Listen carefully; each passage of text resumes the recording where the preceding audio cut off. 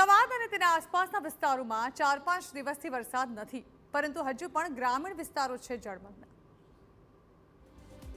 અમદાવાદના ગ્રામ્ય વિસ્તારોમાં હજુ પણ વરસાદી પાણી ઓસર્યા નથી। વિરમગામમાં 10 દિવસ બાદ પણ વરસાદી પાણી ભરાયેલા છે, જેના કારણે રહીશો ભારે હાલાકી ભોગવી રહ્યા છે। ઉપરવાસમાંથી સતત પાણીનો પ્રવાહ આવવાના કારણે વિરમગામની કુંવરબા પાર્ક સોસાયટીમાં ઘૂંટણસમા પાણી ભરાયા છે।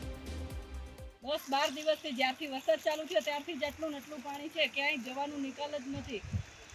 કામે ધંધે કેવી રીતે જવું, ખાવું પીવું કેવી રીતે લાવવું, ઘઉં, છોકરાઓના ચોપડા બધું જ પલળી ગયું। આ ઉપરાંત સામાસુરિયા, રામભાઈ, બાબુભાઈની ચાલી સહિત નીચાણવાળા વિસ્તારો હજુ પણ પાણીમાં ગરકાવ છે। સોસાયટીમાં પાણી ભરાવાથી લોકોની ઘર વખરી પલળી ગઈ છે। ઘૂંટણસમા પાણી હોવાથી લોકોને અવરજવરમાં પણ મુશ્કેલી પડી રહી છે।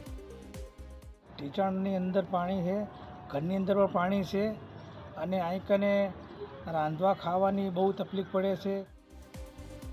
અહીંના લોકોની હવે એક જ માંગ છે કે તાત્કાલિક પાણીનો નિકાલ થાય અને જનજીવન રાબેતા મુજબ થઈ શકે।